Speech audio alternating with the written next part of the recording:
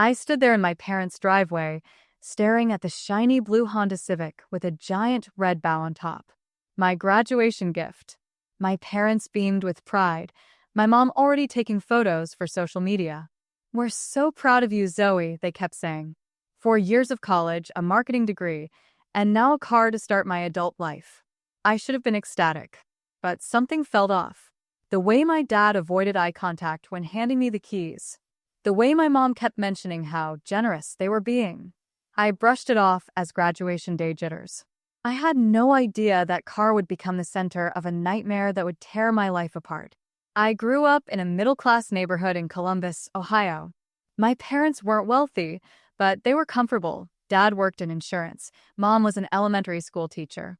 They always emphasized how much they sacrificed for me. "We go without so you can have opportunities," my mom would say. It was their constant refrain, making sure I knew every privilege came with an invisible price tag of gratitude. I met Tyler during sophomore year of college. He was charming, ambitious, and my parents adored him. "He's going places," my dad would say, clapping Tyler on the shoulder whenever he came over for dinner. Tyler was studying business and already had internship offers from prestigious companies. My parents made it clear they thought I'd lucked out with him. Looking back, I should have noticed how Tyler always managed to be at my parents' house for dinner, how he'd stay after I left to help my dad with the yard, or look at my mom's computer problems. They had inside jokes I wasn't part of, but I was just happy they all got along so well. When graduation approached, Tyler and I had been dating for almost 2 years. We talked about moving in together after college, finding jobs in the same city. He'd already secured a position at a marketing firm in Cincinnati, and I was interviewing at several places there. Everything seemed to be falling into place. The car was the biggest gift my parents had ever given me. "You'll need reliable transportation for your new job," my dad said, handing me a folder with what I assumed were the car's papers. "We know it's not brand new, but it's only 3 years old and in excellent condition." I was overwhelmed with gratitude. "Thank you so much. I don't know what to say." My mom hugged me tight. "Just promise you'll drive safely. And maybe come home more often than you did during college?" I laughed and promised I would. Tyler stood nearby, smiling that perfect smile. "Your parents are amazing," he said. "You're so lucky." 2 weeks later, I was packing up my apartment, preparing to move to Cincinnati. Tyler had found us a place, nothing fancy, but it was in a decent neighborhood and close to his new job. I was still interviewing but had good prospects. The future looked bright. That's when I got the call from my dad. "Zoe, we need to talk about the car." His tone made my stomach drop. "What about it?" "Well, there's something we need to explain about the paperwork." I pulled out the folder they'd given me, which I hadn't even opened yet. I'd been so busy with graduation and moving preparations.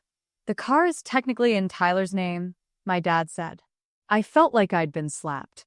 "What? Why would my graduation gift be in my boyfriend's name?" "It's complicated, honey. Your credit isn't established yet, and we got a better deal this way. Tyler has a job lined up, and lenders like that security." It didn't make sense. "But it's my car. Why would you put someone else's name on it?" "It's just a formality," my dad insisted.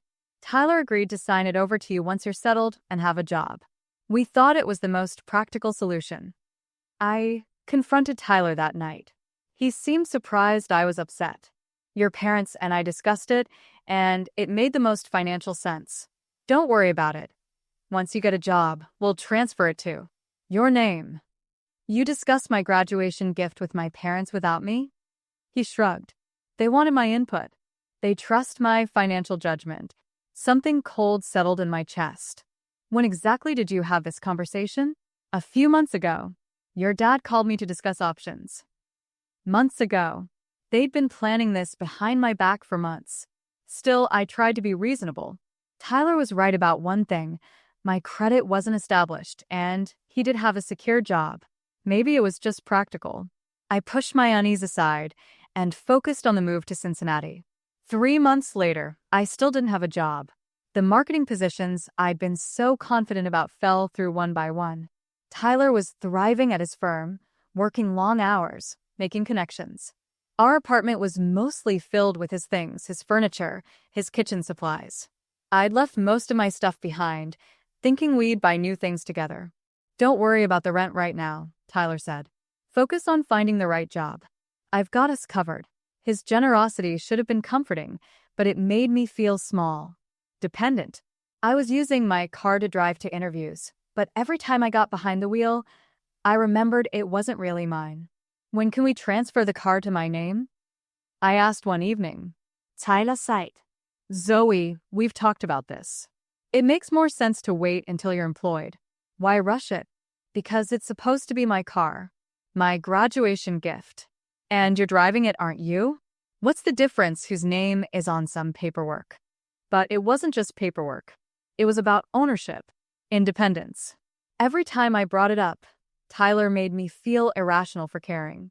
6 months after graduation, I finally landed a job at a small marketing agency. The pay wasn't great, but it was a start. I was ecstatic, ready to contribute to our household, ready to finally get the car in my name. That same week, I found texts on Tyler's phone. He was seeing someone from his office, had been for months. The messages were explicit, cruel. They joked about me, about my unemployment, about how I was dead weight he was carrying. When I confronted him, he didn't even deny it. "This isn't working, Zoe. It hasn't been for a while." I was devastated, but determined to leave with dignity. "Fine. I'll move out. But first, we need to transfer the car to my name." His laugh was cold. "That's not happening." "What do you mean?" "It's my car. My parents gave it to me. Actually, they gave it to me. My name is on all the paperwork. The title, the registration, the insurance, everything." I felt like I couldn't breathe. "They gave it to me for graduation. You know that." "Do I?" "Because the legal documents say otherwise. And your parents made it very clear that if we broke up, the car stays with me." I couldn't believe what I was hearing. "You're lying. My parents wouldn't do that." "Call them," he said, tossing me my phone. "Ask them yourself." With shaking hands, I called my dad. When I explained the situation, his side told me everything before he even spoke. "Honey, we did discuss this possibility with Tyler. The car was a gift with conditions." "What conditions?" I demanded, my voice breaking. "We invested in what we thought was your future together. Tyler has a solid career path. We were protecting our investment." "Your investment?"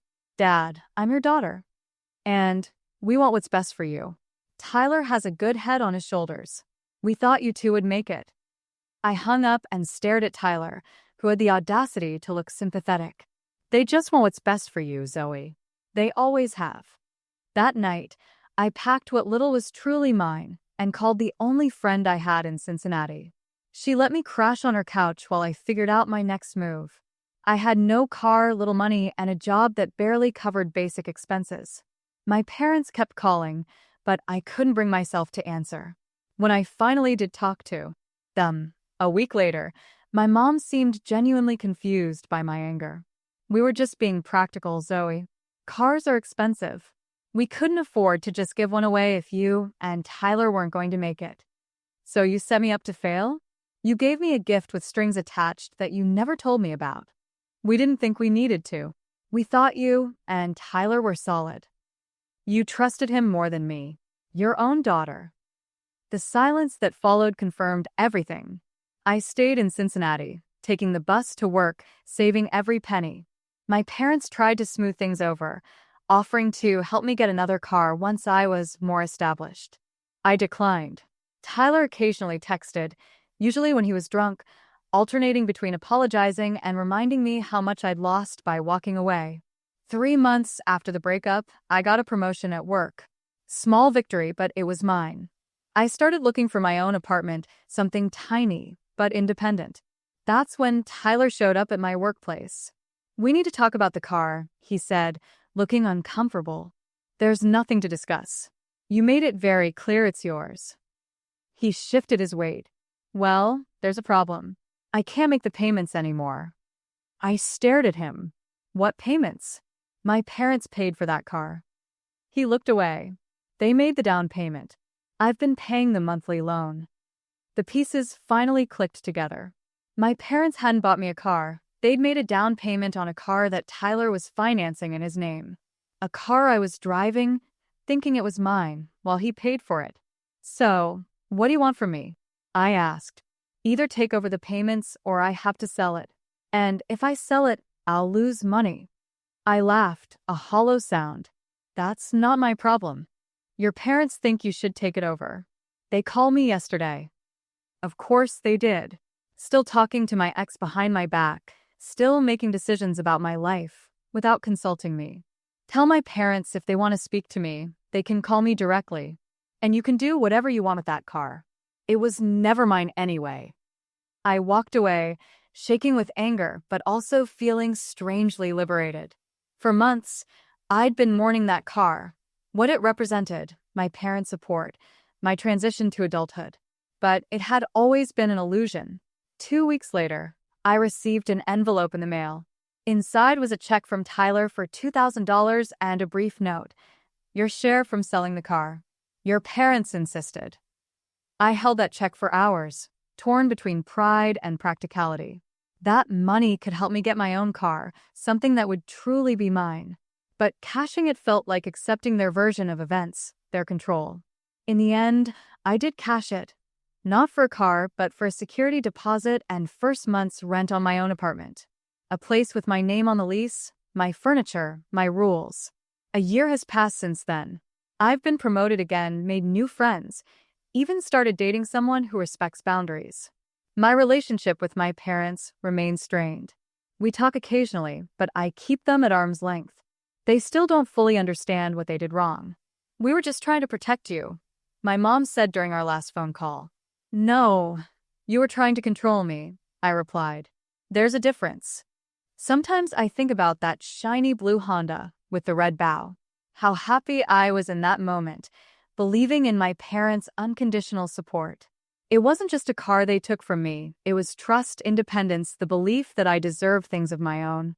But here's what I've learned. True gifts don't come with hidden clauses. Real love doesn't have conditions. And sometimes, the most valuable thing you can own isn't something you can drive or live in. It's the knowledge that you can build a life that belongs entirely to you, piece by piece, on your own terms. No one can take that away.